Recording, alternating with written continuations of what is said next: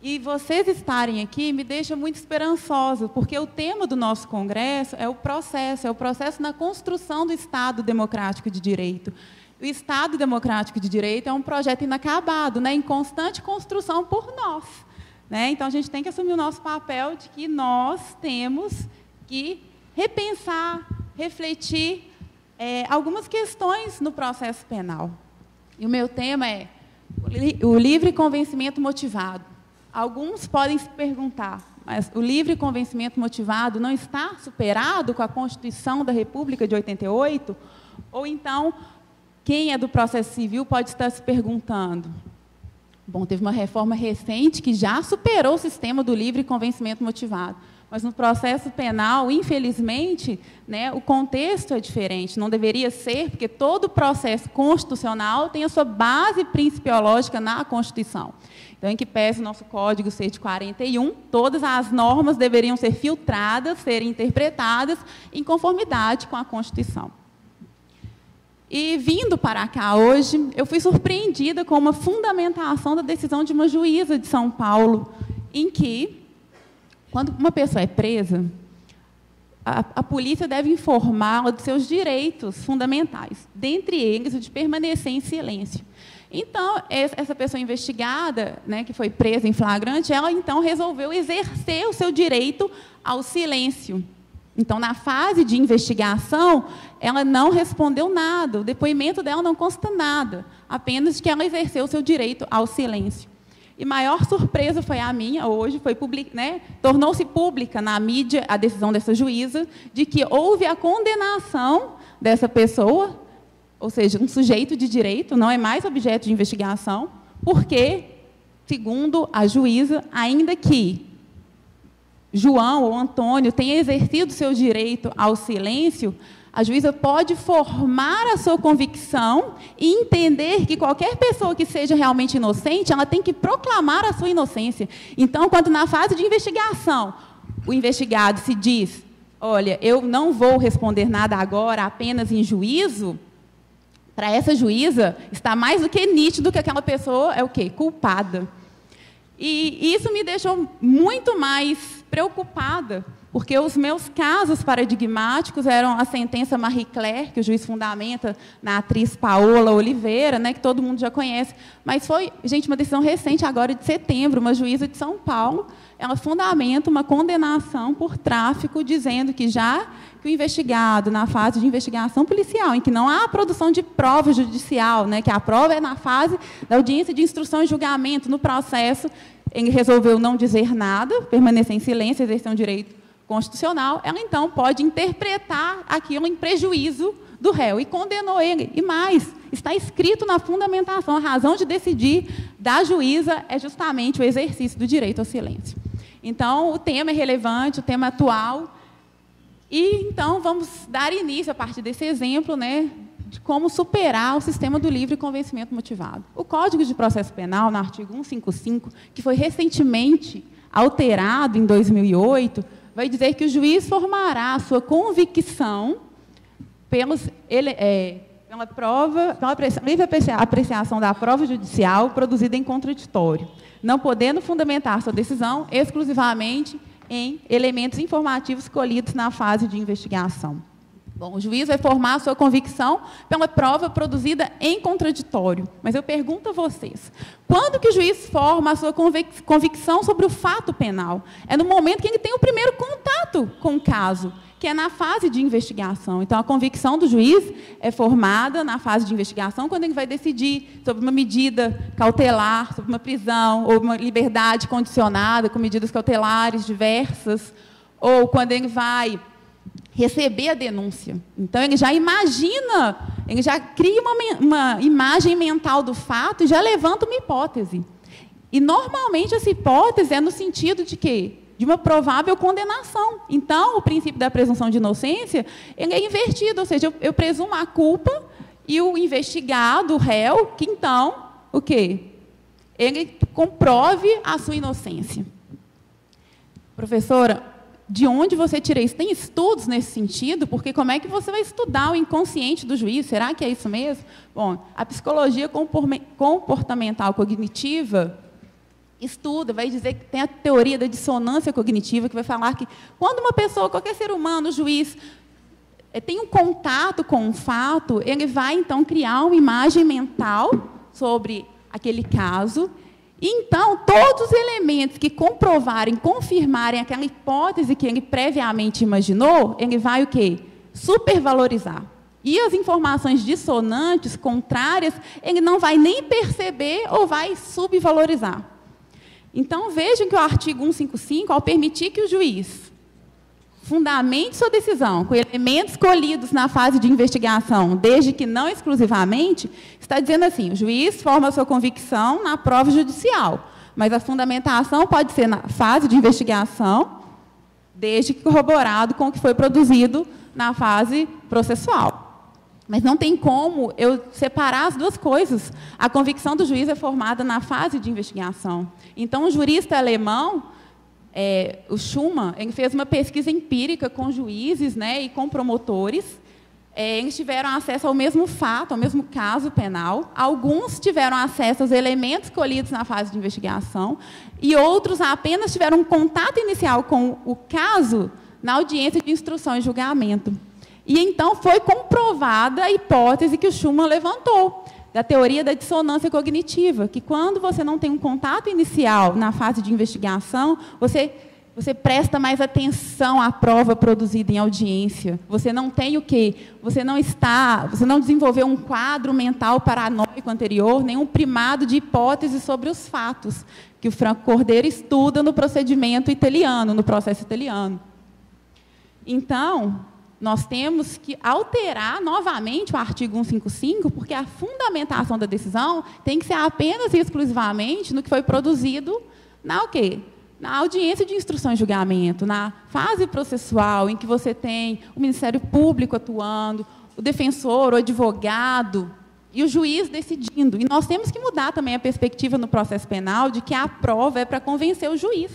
Não, a prova é para convencer todos os sujeitos processuais, porque cada um que está ali vai dar a sua versão, um fragmento do que aconteceu. Né? O processo penal visa a reconstrução de um fato no passado.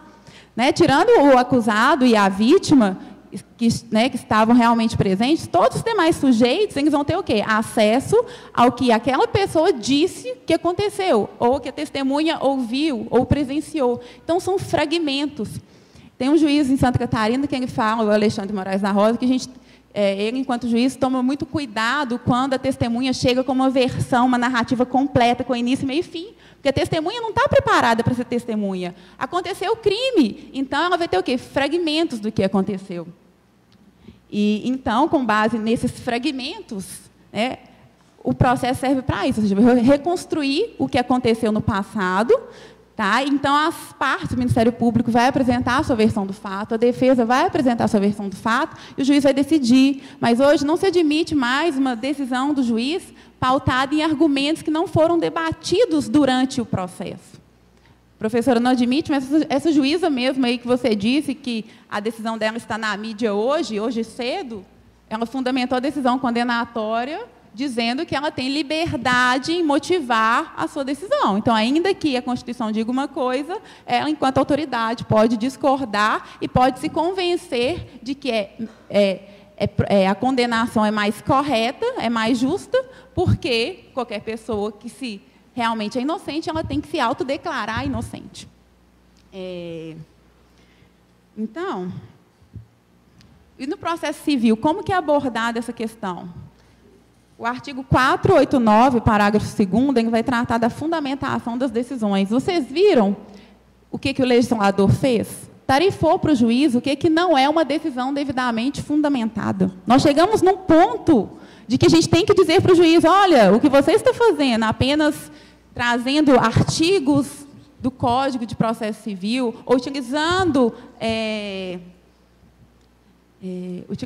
conceitos indeterminados, não é fundamentação. Isso se aplica no processo penal? Claro, as prisões preventivas são praticamente todas pautadas, fundamentadas na ordem pública.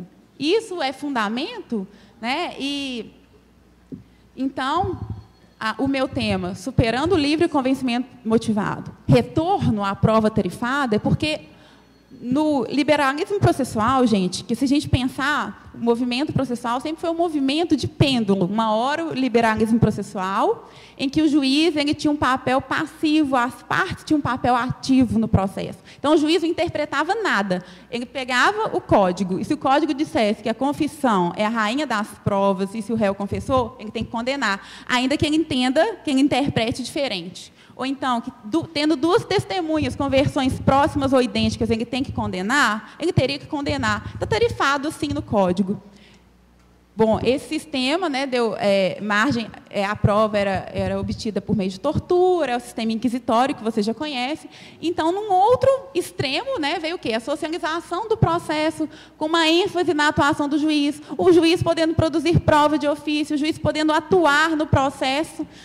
Só que também isso foi um perigo, porque a gente tem hoje o ativismo judicial, o juiz acreditando que ele pode fundamentar a decisão, ainda que as teses, a argumentação dele não tenha em nenhum momento sido trazida pelas partes no processo. E hoje, o que se tem no Estado democrático de direito? É uma comparticipação, um policentrismo, ou seja, todas as partes, os sujeitos processuais, eles têm o seu papel, são importantes, mas todos devem controlar e fiscalizar uns aos outros. E aí que também está o meu medo, porque eu sou aluna do doutorado, e até o tema da minha tese, porque o que às vezes eu percebo é que o contraditório que está fazendo é legitimando uma decisão do juiz, uma terceira via judicial, que antes não era legitimada. Por exemplo, no processo civil, tese A, aplica-se o Código Civil de 2002. Aí a outra parte, aplica-se o Código Civil de 16. Aí o juiz entende que aplica uma legislação especial, ou seja, uma terceira via. Antes, se ele adotasse a terceira via, seria o quê? Uma surpresa para as partes. Ele não poderia, porque ele estava violando a previsibilidade da decisão. Hoje, o que ele faz? Que é muito comum quem advoga. Em razão do princípio do contraditório, parte manifestem sobre a tese X, sobre a terceira via. Então, de alguma forma, a gente está legitimando a decisão que antes era surpresa, a não ser surpresa, mas o juiz vai continuar entendendo que ele é o único intérprete da lei, ele vai, então, submete ao contraditório entre as partes, e aí ele está legitimado a adotar essa terceira via. E aí, no processo penal, isso é muito mais complicado, porque tem a questão da presunção de inocência, e então, isso tem me angustiado bastante.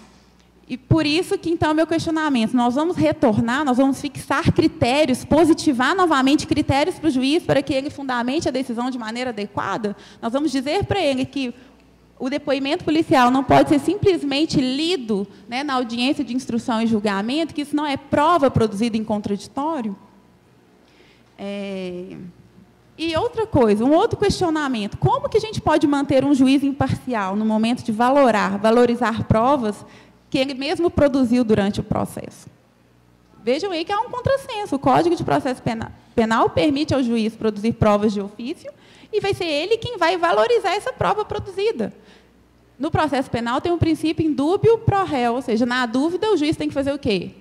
Absolver. Então, quando ele busca provas, é para condenar. Então, ancorado também na questão de você fundamentar nos elementos colhidos na fase de investigação, esse tema ele tem que ser refletido, pensado por vocês, e essa é a minha contribuição de hoje, para a gente refletir a questão da fundamentação da decisão, como é que nós vamos conseguir blindar, realmente fiscalizar. É claro que essa decisão de hoje, gente, ela vai ser o quê? Anulada.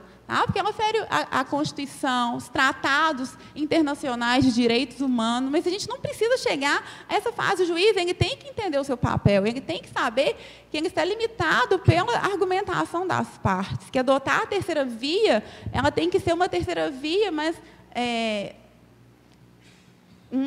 no Chile, por exemplo, o juiz ele pode adotar uma terceira via desde que seja relacionada à matéria de direito, não à matéria de fato. Então, o juiz não poderia, por exemplo, aqui, inovar na narrativa do fato, apenas submeter a questão para a terceira via de matéria de direito. Mas eu também não sei se essa seria a solução. Isso tem me angustiado bastante. Então, como hoje aqui uma exposição de 15 minutos, eu queria deixar as minhas angústias de que talvez superar o livre convencimento motivado não possa ser retornar à prova tarifada, porque nós estamos o quê? voltando, a gente está, como se diz, então beleza, o Estado democrático de direito é uma comparticipação policentrismo, não pode ser nem o extremo das partes, nem o extremo do juiz.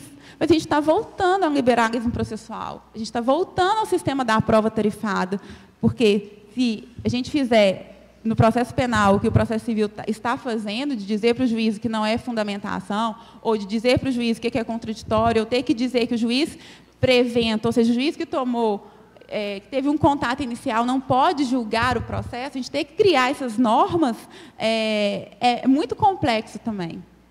E aí tem ainda a questão, né, da inteligência artificial, e a minha orientadora falou, Débora, se a sua tese for realmente o retorno à prova tarifada, você está dizendo que os softwares de inteligência artificial vão poder auxiliar os juízes, dizendo o que é evidência, elemento de informação, o que é prova, já que a gente vai fixar critérios objetivos, e, num futuro, até substituir os juízes, já que os juízes erram tanto na fundamentação da decisão. E isso é muito complexo, isso é muito complicado.